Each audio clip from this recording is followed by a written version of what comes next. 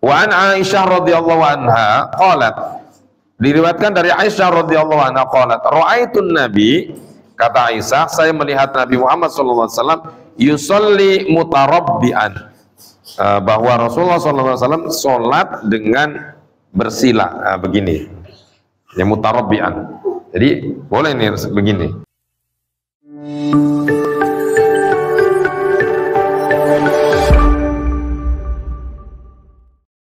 Bismillahirrahmanirrahim. Assalamualaikum warahmatullahi wabarakatuh.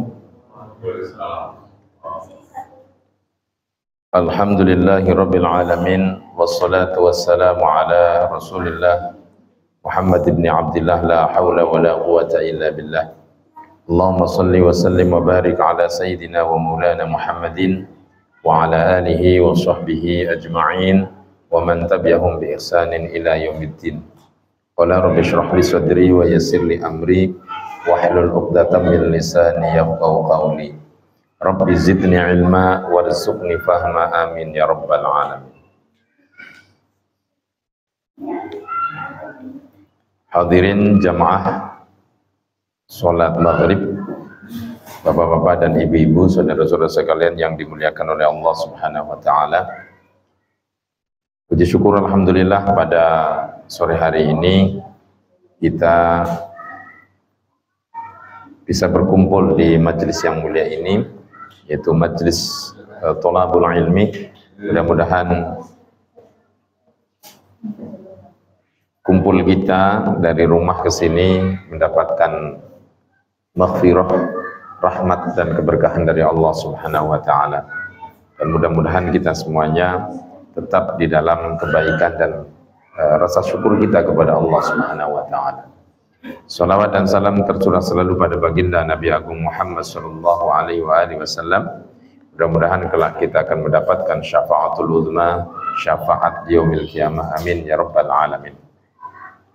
Bapak-bapak dan ibu-ibu, saudara-saudara sekalian yang dimuliakan oleh Allah Subhanahu wa taala, yang saya hormati, marilah kita meneruskan kajian Kitab Bulughul Maram, masih bab sholatil musafir wal marid.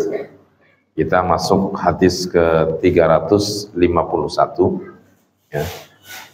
Masuk hadis ke 351. Bismillahirrahmanirrahim. Qala al-musannifu rahimahumullah wa nafa'ana bihi wa bi'ulumihi fid darin, amin ya rabbal alamin. Wa anhu radhiyallahu anhu qala, wa anhu, dan diriwayatkan dari Anas radhiyallahu an, semoga Allah meridhoinya. Wa anhu radhiyallahu anhu qala Anas berkata, kharajna ma'a Rasulillah sallallahu alaihi wasallam. Kharajna, kami keluar, ma'a Rasulillah sallallahu alaihi wasallam, keluar beserta Rasulullah sallallahu alaihi wasallam, minal madinati, dari Madinah, ila Makkata, menuju Makkah. Jadi sahabat Anas ya radhiyallahu an itu keluar bersama Rasulullah sallallahu alaihi wasallam mengadakan perjalanan dari Madinah ke Mekah ya. Fakana, maka yusolli, maka Rasulullah sallallahu alaihi wasallam melaksanakan sholat rakaataini, 2 rakaat ya. Hatta roja'na, sampai kami pulang, ilal madinati, ke Madinah. Jadi Rasulullah SAW itu mengadakan perjalanan dari Madinah ke Mekah ya, kemudian Rasulullah itu melaksanakan sholat 2 rakaat sampai Rasulullah itu pulang. Nah ini berarti nempatnya berapa hari nih Rasulullah ya, berarti kan dari Madinah ke Mekah, di Mekahnya itu berapa hari gitu kan. Ini Rasulullah SAW mengadakan perjalanan dari Madinah ke Mekah, kemudian Rasulullah melaksanakan sholat 2 rakaat sampai Rasulullah itu pulang lagi ke Madinah. Ini berarti kan Rasulullah mengadakan atau melaksanakan sholatnya sholat dengan qashar, dengan rokaatain. Ya. Muttafaqun alaih wal lafdzu lil Bukhari. Jadi lafaz ini menurut Imam Bukhari. Nah, ini berarti sahih hadisnya. Jadi kita boleh mengadakan qashar ya, kemarin seperti yang saya terangkan bahwa ketika sampai 80 atau 82 itu kan, 82 kilo minimal 80 itu bisa dikosor atau bisa dijamak gitu kan. Ini hadis ini menguatkan kepada kita ya. Karena kemarin Rasulullah itu senang, Allah itu senang kalau keringanannya itu diambil, ya, gitu kan. Mau keringanannya diambil apa enggak? Nah, ini hendaknya supaya kita tidak meninggalkan sholat. Kemudian hadis berikutnya adalah wa an Ibnu Abbas radhiyallahu anhuma qala, dari Ibnu Abbas radhiyallahu anhuma qala, Ibnu Abbas berkata, aqaman Nabi sallallahu alaihi wasallam, aqama bermukim. Siapa an-Nabi sallallahu alaihi wasallam? Bermukim Nabi Muhammad sallallahu alaihi wasallam tis'ata asyara yauman, selama 19 hari. Nah, yaksuru, maka Rasulullah mengqashar salatnya. Jadi selama 19 hari Rasulullah itu mengqashar salatnya. Ini ya. Jadi Rasulullah bermukim, berarti ini hadis lain, berarti menguatkan hadis yang tadi, yang di atas. Jadi mukimnya selama 19 hari. Selama 19 hari Rasulullah SAW melaksanakan sholat itu dikosor.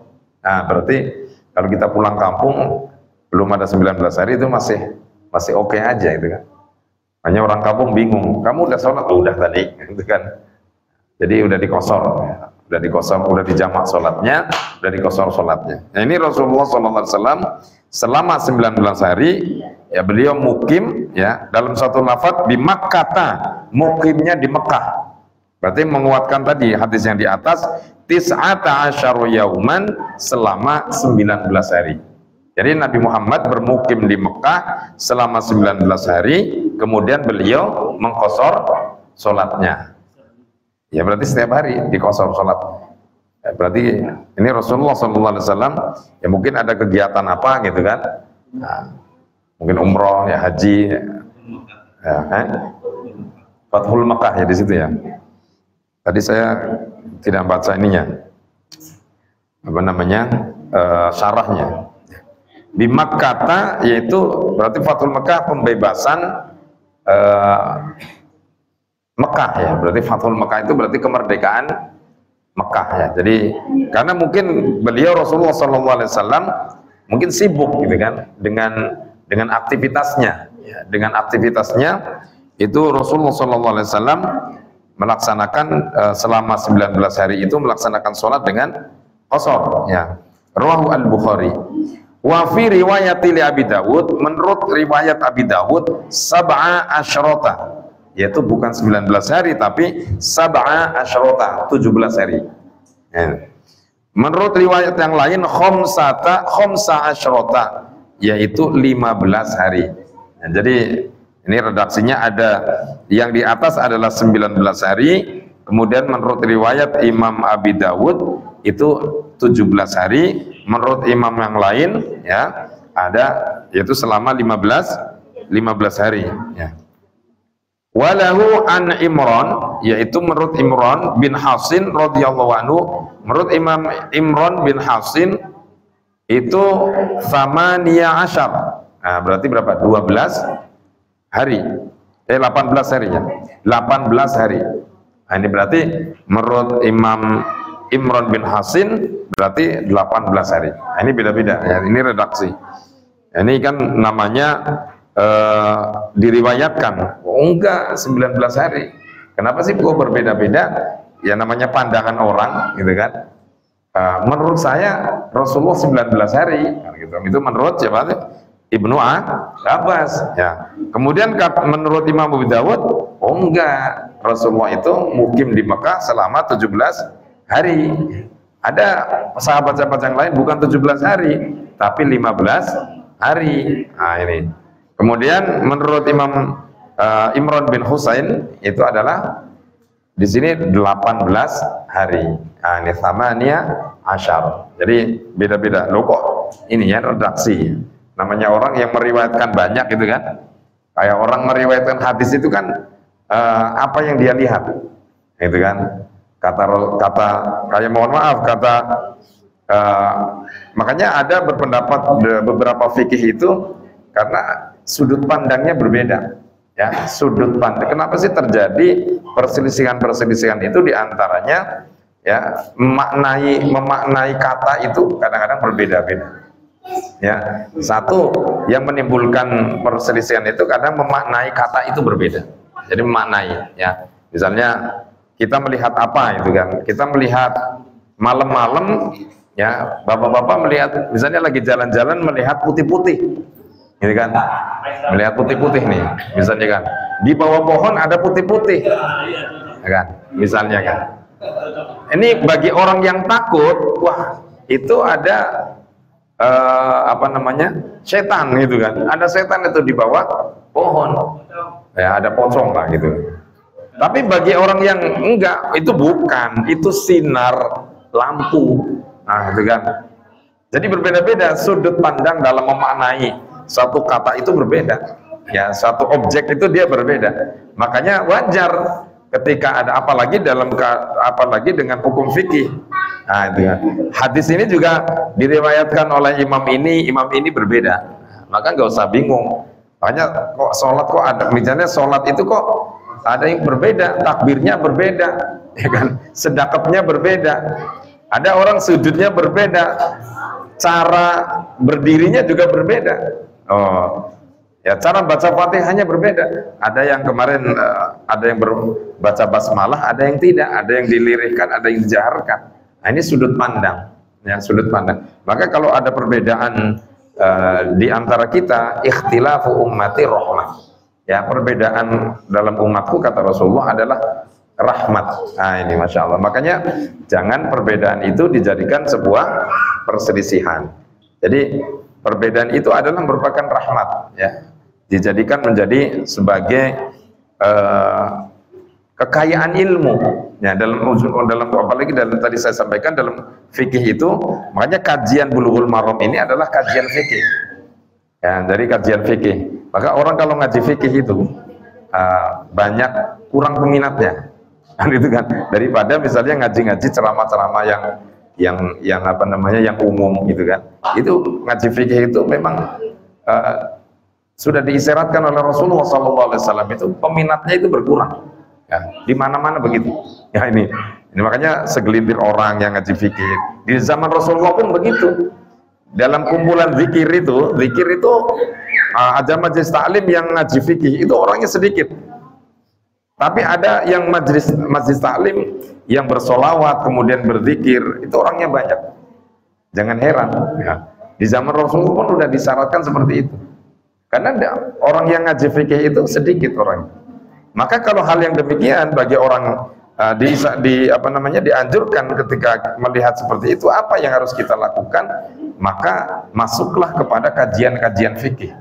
Nah, ini karena memang kesini kajian-kajian fikih itu kadang-kadang dikesampingkan. Ya, makanya nih, hadis Bulughul Maram ini khususnya bab ini ya mengkaji tentang fikih-fikih yang berdasarkan dengan hadis Rasulullah SAW. Baik, ya itu ya, karena munculnya perbedaan. Jadi banyak hal yang bisa memunculkan perbedaan. Kadang juga istimbatul dalil, mengambil dalilnya berbeda. Oh, kenapa sih orang itu berbeda? Karena istimbatul dalilnya, mengambil dalil itu berbeda. Satu mengambil dalil A, satu mengambil dalil B. Itu kan? Satu contoh, satu kita takbiratul ihram misalnya. Satu mengambil dalil tentang Allahumma ba'id baini, satu mengambil dalil tentang Allahu Akbar kabiro. Padahal dua-duanya ini dicontohkan oleh Rasulullah, itu kan, diajarkan oleh para sahabat, sehingga istimbatul dalilnya, pengambilan dalilnya yang berbeda, maka ini bisa menjadikan perselisihan, perbedaan memaknai. Nah, ini Makanya harus kita literatur ilmu ini yang harus kita pahami dengan sebaik mungkin, ya. Paham ya? Nah, jadi istimbat salah satu yang menjadikan berselisih perbedaan pendapat itu diantaranya adalah istimbatul dalil. Yang kedua tadi memaknai suatu kata, satu objek tadi misalnya kan, itu tadi putih-putih, satunya ada pocong, satunya apa tadi? Sinar, itu kan. Oh bukan, itu bukan pocong, sinar itu. Yang lainnya itu bukan, itu kemarin Pak Nanang itu naruh baju di situ. Nah itu kan, jemur kan gitu kan. Nah ini maknanya berbeda. Ya, jadi memaknain kata itu berbeda. Nah itu ya. Baik, selanjutnya adalah walahu an Jabir, hadis menurut Imam Jabir radhiyallahu anhu. Aqama bitabu, ya, menurut Imam Jabir, begitu juga menurut Imam Jabir, aqama Rasulullah itu mukim bitabuk, yaitu di Tabuk, ya. Isyrina yauman, selama 20 hari. Ya. Yaksuru sholata, yaksuru maka Rasulullah mengkosor as-sholata, sholat. Jadi menurut Imam Jabir bahwa Rasulullah itu mukim di Tabuk selama 20 hari, dan selama mukim di Tabuk itu Rasulullah mengkosor sholatnya, berarti selama 20 hari, ya. Wa ruwatuhu thiqatun, dan para perawinya terpercaya, illa annahu ikhtulifa fi wasli, akan tetapi hadis tersebut, kecuali hadis tersebut itu diperselisihkan dalam apa? Mausulnya. Mausulnya itu tasalsul sambungannya, ya. Jadi masih diperdebatkan, ya. Tapi ini hadis ini menguatkan hadis di atas bahwa Rasulullah SAW bermukim di Tabuk selama 20 hari, dan selama beliau mukim di Tabuk itu beliau selalu mengkosor sholatnya. Makanya di Tabuk itu ya, makanya ada perang Tabuk. Ya, berarti mukim di Tabuk Rasulullah mengikuti perang Tabuk. Nah, ini perang Tabuk. Karena lagi keadaan perang, maka boleh dikosor sholatnya, dijamak sholat. Tapi kalau misalnya bagaimana kasusnya kalau kita pulang kampung gitu kan? Kalau kita pulang kampung kok misalnya nyantai-nyantai doang kan gitu kan? Boleh nggak kira-kira dikosor? Misalnya bapak-bapak nih pulang kampung, ya, nggak perang juga enggak, gitu, nyantai lah, liburan. Kira-kira boleh nggak kira-kira? Nanti saya tadi mengutip dalam satu website itu kan, di NU online itu, tadi saya mengutip itu, nanti saya bacakan. Apakah boleh? Ya, apakah boleh kita mengkosor? Ya kan? Tapi kalau ada yang satu pendapat itu menjamak dan mengkosor itu ada yang selama 3 hari, ya, karena Rasulullah itu lama karena beliau perang, ya. Dalam satu pendapat itu kalau masih 3 hari, ya 3 hari itu boleh dijamak dan dikosor. Tapi misalnya udah 3 hari ke depan berarti sudah tidak. Nah, ini satu pendapat. Nah, jadi tapi kalau melihat seperti ini, kalau ini kan asbabul wurudnya Rasulullah itu tadi di atas Fathu Mekah, yang kedua perang gitu kan. Nah, berarti kan Rasulullah SAW dalam keadaan menghadapi situasi yang tidak aman, kan itu kan, menghadapi suatu situasi yang tidak aman. Rasulullah SAW beraktivitas menghadapi musuh, maka Rasulullah mengkosor dan menjamak sholatnya, mengkosor sholat, ya. Kemudian tadi misalnya kalau dalam fikih itu misalnya kita pulang kampung misalnya kan, boleh nggak kita menjamak mengkosor sholatnya? Ada satu pendapat yang menerangkan 3 hari boleh, ya, selama 3 hari ini kita boleh. Tapi ketika hari ke atas, misalnya kita pulang seminggu 7 hari gitu kan, berarti yang 3 hari itu boleh dijamak dan dikosor, ya. Ada kemudian selama 4 harinya berarti sudah tidak diperbolehkan, karena ini mengukur pada tamu itu batasnya 3 hari. Nah, jadi tamu itu batasnya 3 hari. Misalnya kalau ada di rumah, misalnya ada tamu kok 3 hari, masih kita layanin, ya kan? Masih kita layanin, ya. kasih minum, kasih makan, kemudian kita layanin dhaif ya, karena dhaif memuliakan tamu itu dianjurkan. Tapi kalau sudah 4 hari itu tidak wajib untuk melayani, karena batas bertamu itu 3 hari 3 malam, 3 hari itu, kecuali orang tua gitu kan, soal orang tua dia kan. Kalau ada orang nih misalnya kan, teman gitu kan, bertamu 3 hari, nah kita masih wajib untuk melayani itu 3 hari. Ini 4 hari kok masih di sini, Mbak, ini betah nih kayaknya nih. Ini kan. Nah, secara syariat berarti tidak wajib untuk melayani. Ya, sudah tidak dianjurkan lagi. Ya. Tapi kalau misalnya masih mau melayani ya nggak apa-apa. Artinya berkewajibannya itu sudah tidak. Nah, tapi kalau 3 hari, nah ini masih. Nah ini berarti mengkiaskan demikian, mengkiaskan ketika orang pulang kampung 3 hari 3 malam itu masih bisa dijamak dan dikosor. Nah seperti itulah kira-kira. Tapi ada yang pendapat lain, boleh selama kita masih di perjalanan.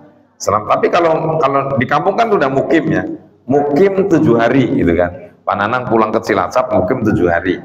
Nah itu kan. Kalau menurut pendapat tadi berarti kalau 3 harinya 3 hari berarti boleh dijamak dan dikosor. Ya. Tapi kalau lebih dari 3 harinya, walaupun mukim di situ dan aktivitasnya tidak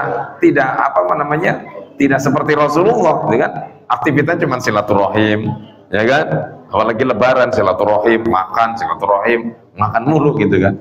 Atau jalan-jalan kemana? Nah, ini berarti sudah tidak dianjurkan lagi. Kalau melihat seperti itu, ya. Baik. Wa an Anas radhiyallahu anhu kana Rasulullah sallallahu alaihi wasallam idza irtahala fi safarin. Ini ada yang menulis idza irtahala qabla an tazigha. Ya. Tapi ada juga yang menulis idza irtahala fi safarin. Ini ada lagi idza irtahala fi safarihi. Nah, kalau diterjemah apa tuh?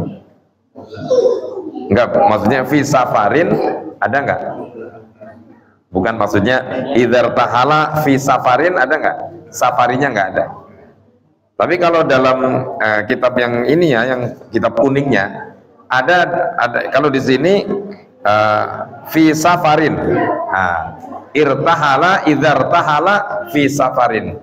Saya punya kitab satu lagi ada yang 2 kitab itu fi safarihi. Nah, itu. Jadi dalam kitab Subul Salam fi safarihi. Ya, jadi ada redaksi. Kemudian ada yang menulis idza irtahala, tidak menyebutkan kata fi safarihi atau fi safarin. Langsung idza irtahala qabla. Nah, seperti ini. Ya artinya sebenarnya sama. Irtahala itu ya artinya pergi. Ya, jadi karena Rasulullah sallallahu alaihi wasallam idza irtahala, ketika Rasulullah bepergian fi safarin, dalam perjalanan ya. Jadi mengadakan suatu perjalanan, karena artinya sama ya, fi safarin itu menguatkan kata irtahala. Makanya di terjemah itu dibuang kata itu ya. Kata itu dibuang. Karena apa? Irtahala yo artinya bepergian. Safarin ya artinya bepergian ya, jadi ini dikuatkan. Qabla antazigha sebelum tergelincir asyamsu matahari, ya. Akhara, maka Rasulullah SAW mengakhirkan adh-dhuhra, salat zuhur, ila waqtil asri, sampai datang waktu asar. Jadi ketika Rasulullah SAW mengadakan perjalanan, ya, sebelum matahari tergelincir, maka Rasulullah mengakhirkan salat zuhur ke waktu asar. Nah, jadi Rasulullah menjamak takhir. Nah, ini ya. Tapi Rasulullah perginya sebelum matahari tergelincir. Matahari tergelincir itu berarti di atas kepala. Ya, kira-kira jam berapa? Tengah 12 ya. Atau jam 12 lah, ya. Atau sekarang jam 11.58 misalnya kan. Itu berarti sebelum itu maka Rasulullah mengakhirkan sholat zuhur, menarik sholat zuhur ke asar. Tapi sebelum perjalanannya itu berangkatnya sebelum zuhur berarti. Ya, sebelum zuhur. Tsumma nazala, kemudian Rasulullah turun fajama'a, kemudian Rasulullah menjamak bainahuma sholat zuhur dan asar. Nah, jadi menjamak sholat zuhur dan asar. Asalkan tadi Rasulullah perginya sebelum matahari tergelincir. Nah, fa in zaghat asy-syamsu, dan apabila matahari itu tergelincir qabla ayyartahilla, sebelum Rasulullah SAW pergi, sholat adh-dhuhra, maka Rasulullah SAW melaksanakan sholat zuhur, thumma rokiba, kemudian beliau menaiki kendaraannya. Muttafaqun alaih. Berarti Rasulullah tidak menjamak, ya kan? Jadi perginya Rasulullah itu setelah tergelincir, ya, tergelincir matahari qabla ayyartahilla. Jadi Rasulullah SAW ini matahari sudah tergelincir, tapi Rasulullah belum pergi. Maka Rasulullah melaksanakan sholat zuhur dulu, kemudian Rasulullah naiki kendaraannya. Nah, berarti di sini mengisyaratkan Rasulullah tidak menjamak. Nah, tapi kalau Rasulullah perginya sebelum zuhur, ya, maka Rasulullah menjamak. Tapi Rasulullah SAW perginya setelah matahari tergelincir, maka Rasulullah tidak menjamak sholatnya. Nah, ini paham sampai sini? Paham ya? Jadi kalau mau berpergian enakan, saya mau sholat zuhur dulu, nah, misalnya, berarti nggak usah dijamak, ya. Wa fi riwayatin lil Hakim, menurut riwayat Imam Hakim, fil arba'ina bi isnadin sahihin, dalam kitab Arba'in dengan sanad yang sahih, shalla adh-dhuhra wal 'ashra tsumma rakiba. Nah, ini menurut Imam Hakim dalam kitab Arba'in itu dengan sanad yang sahih, shalla adh-dhuhra wal 'ashra tsumma rakiba. Kemudian Rasulullah SAW itu melaksanakan sholat zuhur dulu dan asar, kemudian Rasulullah pergi. Nah, ini dalam kitab Arba'in. Berarti kemarin yang dibahas kemarin, saya mau pulang kampung, masuk waktu zuhur, ya kan? Boleh nggak kita jamak? Nah, menurut hadis ini, ya menurut Imam Hakim boleh. Ya, karena Rasulullah melaksanakan sholat zuhur dan asar, kemudian Rasulullah naiki kendaraan. Nah, itu ya. Wali Abi Nuaim fi Mustakhraj Muslim, menurut Imam Abi Nuaim, ya, dalam kitab Mustakhraj Muslim, ya.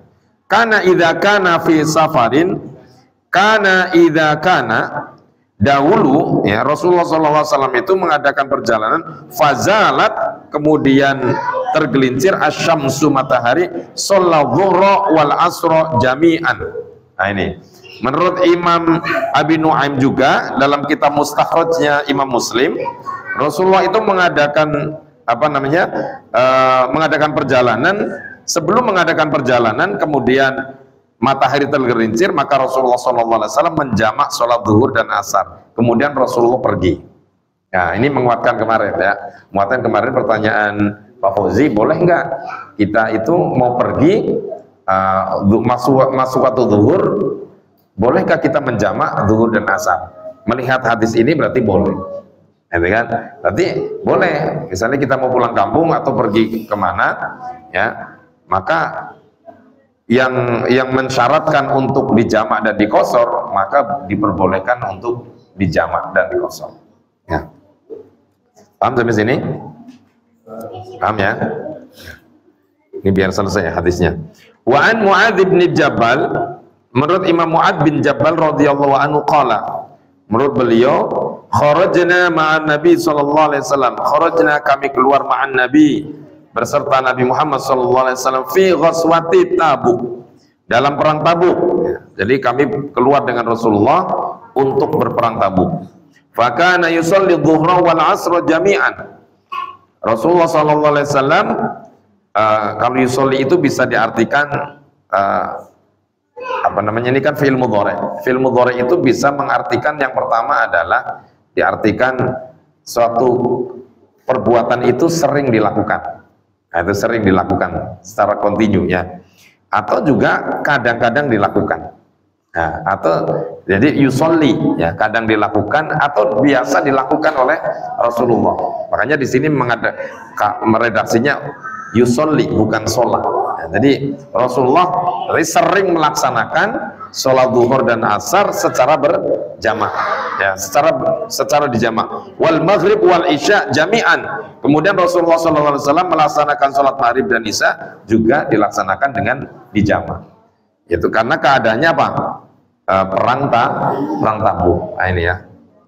Jadi yusolli ya. Rawahu Muslim. Wa an Ibnu Abbas radhiyallahu anhu qala Rasulullah sallallahu alaihi wasallam la taqsuru sholata. Nah, ini ya. Menurut Imam Ibnu Abbas radhiyallahu anhu qala, Imam Ibnu Abbas berkata, qala, bersabda Rasulullah sallallahu alaihi wasallam, la taqsuru as-sholata fi aqalla min arba'ati apa itu? Burdin ya. La taqsuru, janganlah kalian mengkosor sholatnya ya. Fi aqalla, dari lebih sedikit, min arba'atin, lebih sedikit dari apa namanya itu? Empat ya, lebih kurang dari 4 lah. Min Makkata, dari Mekah ila Usfan, sampai tanah Usfan. Artinya kita tidak boleh mengkosor sholatnya, jaraknya itu antara Burd di Mekah sampai Usfan. Di mana itu? Burd Usfan itu jaraknya berapa? Berapa kilo? Kalau Usfan itu di negeri mana?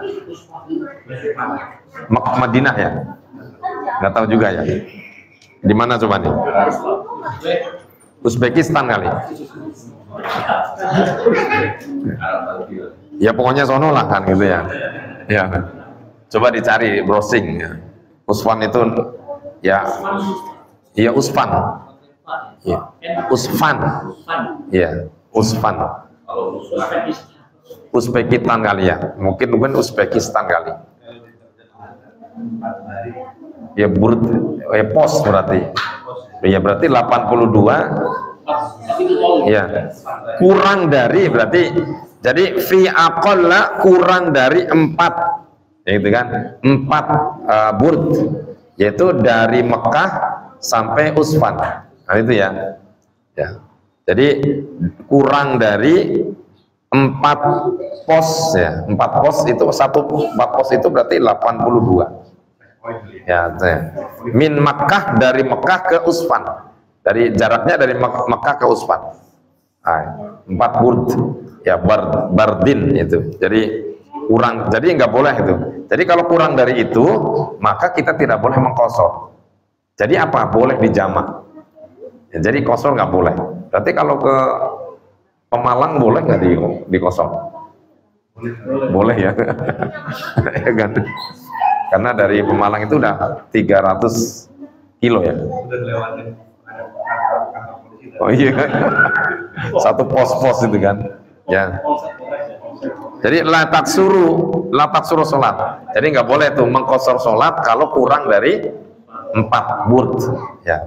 4 burd itu ya 4 pos. 4 pos itu ya. Pos polisi, pas itu ada pos polisi. Itu pos polisi. Ya. Itu ya. Kalau nggak ada 80 kilo, ya 80 kilo ya.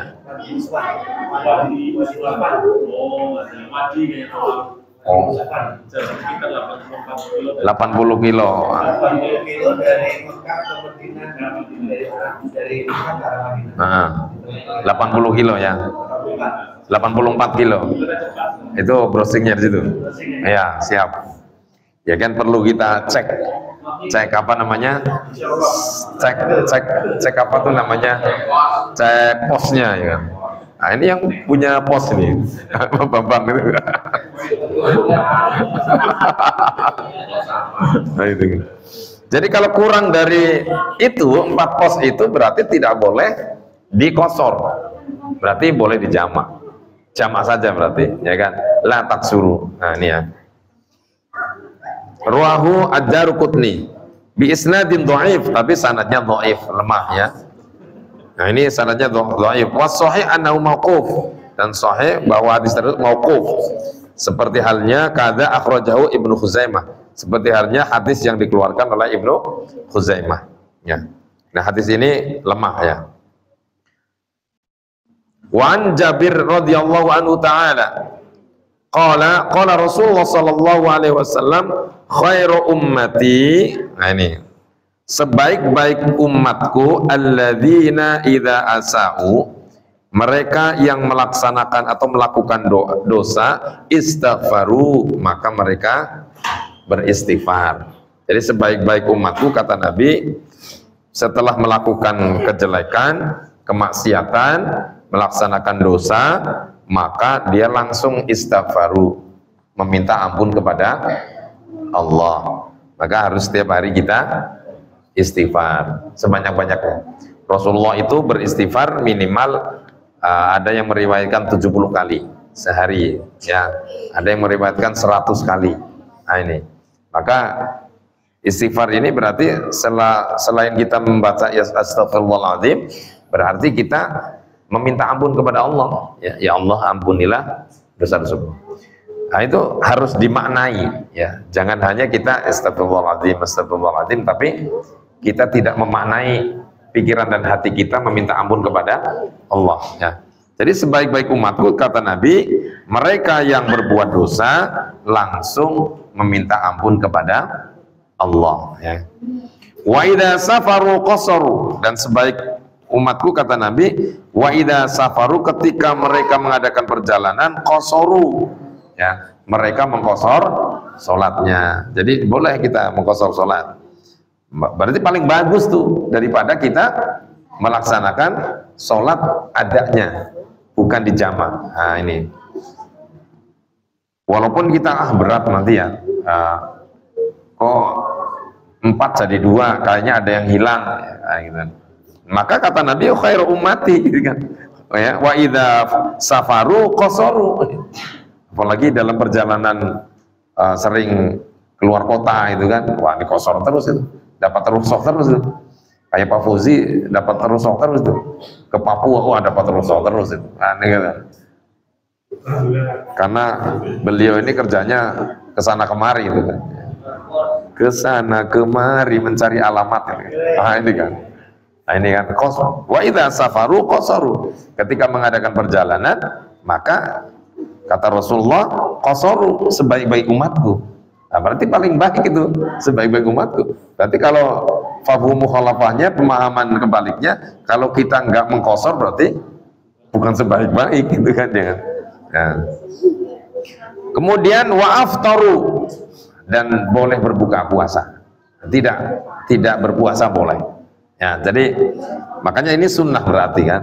Jadi apa yang dilakukan oleh Rasulullah hendaknya kita lakukan. Berarti yang pertama apa tadi? Idza asa'u wastaghfaru. Ketika berbuat salah, berbuat dosa, maka cepat-cepat untuk beristighfar.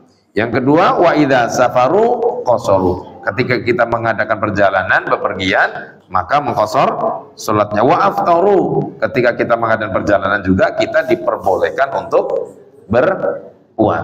berbuka puasa, ya. Ya, tidak berpuasa, berbuka puasa, ya.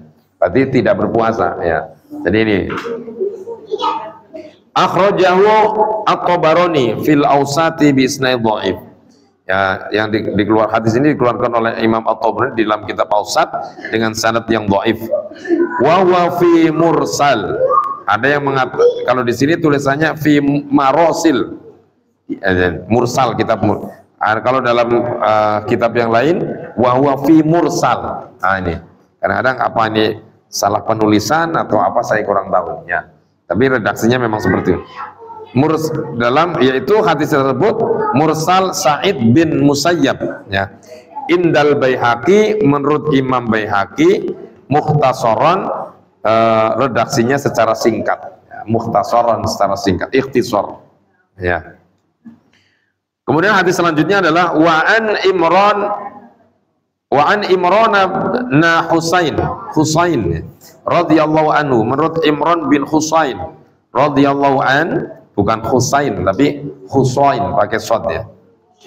Qala, ia berkata, kanat bi bawasiru, kanat bi bawasiru fasa'altun nabiyya sallallahu alaihi wasallam anis salati faqala, ya. Jadi Imran bin Husain itu terkena penyakit bawasir. Bawasir itu wasir. Nah, jadi terkena penyakit wasir. Kanat bi bawasir. Saya itu terkena penyakit wasir. Ya, ambeien. Fasa'altu, kemudian saya bertanya an Nabi sallallahu alaihi wasallam kepada Nabi anis salati, tentang salat, ya. Faqala sholli qa'iman, kata Nabi, sholli, salatlah kamu qa'iman, dengan berdiri. Nah, fa in lam tastati fa qa'idan, kalau kamu nggak mampu maka boleh dilaksanakan dengan duduk, ya. Fa in lam tastati, jika kamu nggak mampu juga, fa ala janbin, maka lakukanlah dengan berbaring. Nah, jadi kalau misalnya sakit boleh, kalau kamu mampu berdiri lakukanlah dengan berdiri, ya. Kemudian kalau tidak mampu untuk berdiri maka lakukannya faqa'idan, ya, maka lakukanlah dengan duduk. Fa illam tastati fa ala jambin, kalau tidak mampu juga untuk duduk maka boleh dengan berbaring. Rawahu al-Bukhari. Nah, ini berarti keadaan sholatnya orang yang sedang sakit, ya. Jadi boleh, ya, asalkan sholatnya itu susah untuk kita berdiri, ya, atau misalnya untuk duduk. Kalau misalnya cuma sakit-sakitnya flu, ya, sakit flu gimana? Tapi kalau memang flu-nya hebat, ya, sampai kita pusing, ya kan, ya diperbolehkan. Fa'ilam, ya, fasholli qa'iman, kalau kita mampu untuk berdiri ya sholat berdiri. Sampai migrain, ya, berarti kalau nggak mampu berdiri kayak goyang-goyang gitu kan, ya, duduk juga goyang-goyang, orang migrain itu biasa begitu. Ya boleh kita berbaring. Kalau membuka mata biasanya orang migrain itu menurut informasi, ya, buminya goyang gitu kan, muter-muter. Nah, maka boleh kita berbaring, ya, boleh itu, ya, dalam kondisi yang demikian. Tapi kalau misalnya sakitnya masih kita mampu untuk berdiri, ya berdiri. Kalau mampu untuk duduk, ya duduk. Kalau tidak mampu, ya dengan berbaring. Fa'ala jambin, maka boleh, ya.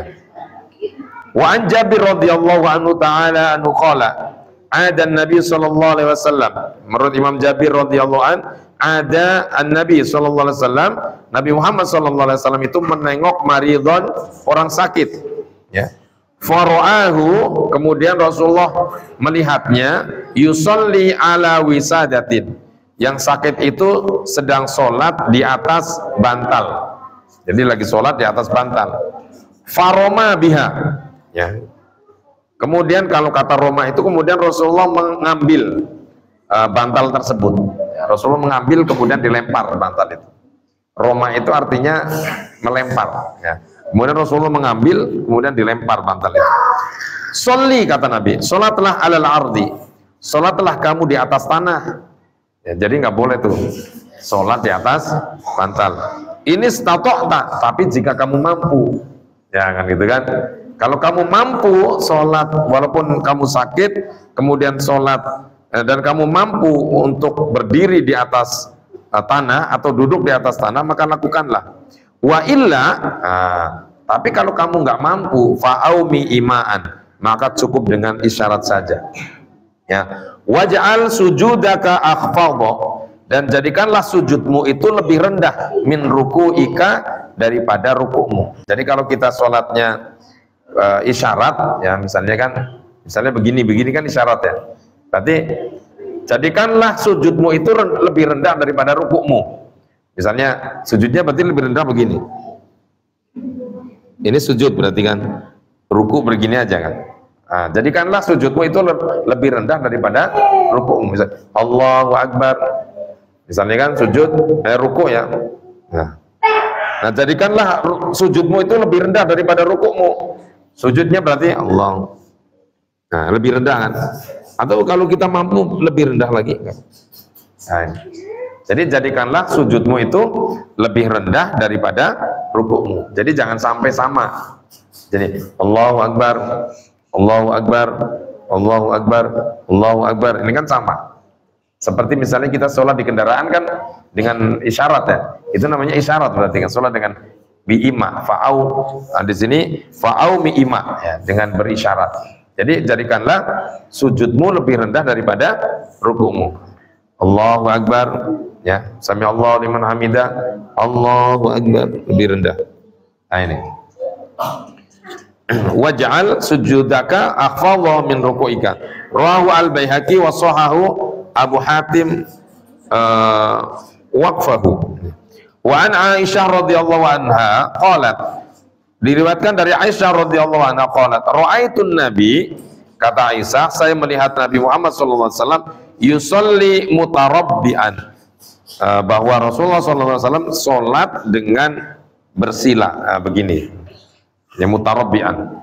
Jadi boleh nih begini, tapi dengan isyarat gitu kan. Tadi yang satu tangan Allahu Akbar, berarti rukunya Allahu Akbar, ya, sami Allahu liman hamidah, ya, misalnya kan, sujudnya Allahu Akbar. Nah, lebih rendah berarti. Nah, dengan apa namanya, isyaratnya seperti itu. Karena apa? Menurut menurut Siti Aisyah radhiyallahu anha, bahwa Rasulullah sallallahu alaihi wasallam sholat dengan mutarabbian, dengan ini, ya, dengan duduk bersila. Nah, paham sampai sini? Itulah hadis-hadis yang berkenaan dengan sholatnya orang musafir yang bepergian dan sholatnya orang yang sakit, ya. Makanya hal-hal yang diperbolehkan itu, ya, tadi saya mengutip itu, ya, orang yang boleh menjamak sholat itu kan, yang pertama adalah orang yang bepergian, ini ya. Jadi orang yang bepergian itu diperbolehkan untuk menjamak sholatnya, yang lagi safar. Kemudian hujan, ya, hujan ini, karena dulu para sahabat itu, ini sebab-sebab boleh menjamak sholatnya, ya. Yang pertama adalah safar, melakukan perjalanan, ya, perjalanan tadi syaratnya itu, ya, 80 kilo. Kemudian yang kedua ada hujan, boleh dijamak sholatnya. Tapi kalau kita kan sekarang kondisinya nggak seperti dulu, ya kan. Nah, kalau dulu mungkin kan rumahnya jauh-jauh gitu kan, ya, mungkin apakah ini masih boleh apa tidak kan, ya. Misalnya fikih itu adalah al ilmu yadurru ma'ilatihi, yang selalu berkembang melihat zamannya itu kan. Saya mau jamaah karena itu yang biasa sholat jamaah kan itu. Kalau biasa sholat di rumah mah nggak usah dijamak itu kan. Yang biasa sholat jamaah, karena dulu para sahabat itu sholatnya selalu di masjid gitu kan. Maka kemudian yang kedua adalah sakit, yang ketiga sakit itu boleh tuh dijamak. Ya, misalnya bapak-bapak nih, yang namanya manusia itu kan boleh kadang-kadang sakit gitu kan. Maka kalau misalnya sakitnya itu payah, dijamak saja nggak apa-apa, ya kan. Saya mau jamak aja, lagi sakit. Karena bang ini sebagian ulama mengatakan takutnya kita umurnya tidak sampai waktu asar misalnya, maka boleh tuh, ya, jadi dijamak. Mendingan dijamak takdim, nah, itu kan, daripada dijamak takhir. Nah, makanya jamak itu ada dua, satu jamak takdim, yang kedua jamak taksir, jamak takhir. Nah, jamak takhir, ya, ini ya. Paham sampai sini? Ya, mungkin itu saja yang dapat. Ya, ada pertanyaan, silakan. Ada yang bertanya? Ini masalah mengkodok sholat. Mengkodok. Ya, kan kalau misalnya maghrib kita macet gitu kan, enggak dulu maghrib, bukan terus masuk isya. Nah, itu yang dijalankan itu kodoknya dulu atau sholat isya. Ya. Ya, kemarin saya udah bahas ke toilet ya. Jadi kalau misalnya apa namanya, kita dari maghrib ke isya, maka ada dua boleh dilaksanakan. Yang pertama boleh maghribnya dulu, kemudian isyanya. Tapi kalau sampai ke sini kok misalnya sudah isya, kalau kita ingin jamaah berarti isyanya dulu, baru maghribnya. Tapi kalau misalnya kok sampai sini kok jamaahnya udah selesai, ya kan, dilaksanakan sendiri, maka boleh memilih apa isyanya dulu atau maghribnya dulu. Jadi boleh itu, ya. Jadi boleh maghribnya dulu, boleh isyanya dulu. Tapi Boleh juga isanya dulu, kemudian maghrib, itu qadha. Begitu juga jamak, ya. Begitu juga jamak seperti itu. Ya, itu berpedoman pada kitab Fathul Qorib. Ya, keterangan itu ada di dalam kitab Fathul Qorib yang menerangkan tentang bab jamak. Ya. Begitu juga ada pertanyaan tentang qadha, ya, sama juga. Seperti itu kira-kira. Paham? Ya, jadi monggo silakan. Saya mau isanya dulu karena sampai sini pas isya mau jamaah dulu, berarti isanya dulu. Ya, kalau takdim itu harus sholat yang dahulu, awal dulu. Ya, kalau takhir itu ada dua, ya. Boleh sholat yang isanya dulu, kemudian maghrib, ya, atau maghribnya dulu baru isanya.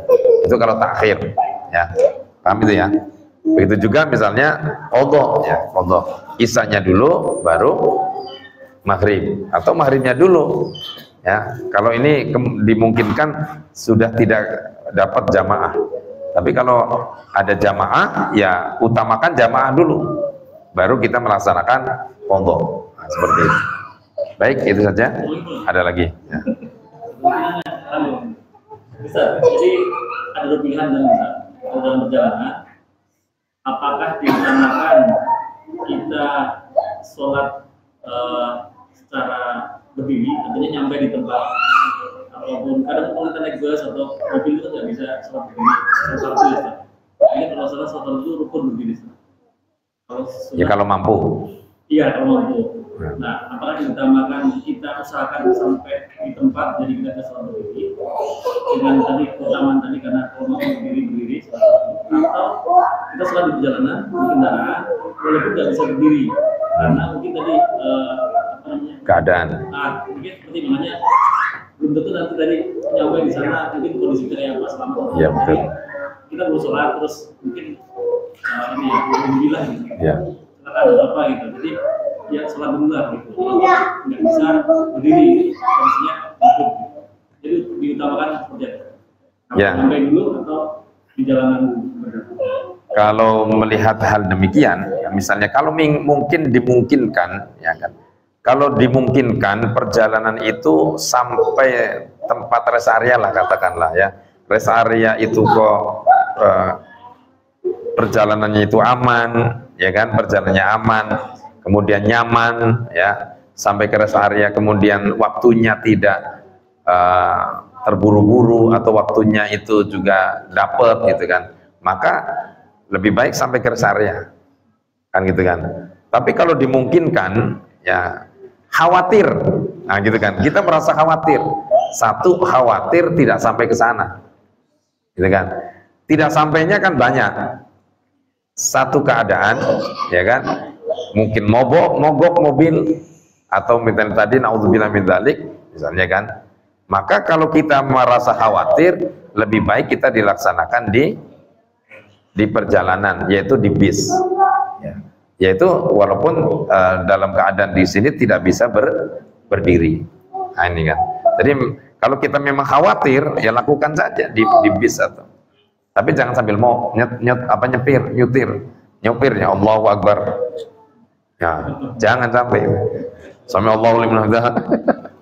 Nah, ini ya. Tapi kalau kita dalam naik bis atau naik kereta gitu kan. Ya, sekarang ada ya. Nah, itu ya. Kalau di kereta mungkin bisa berdiri ya. Tapi kalau di bis nggak bisa berdiri gitu kan.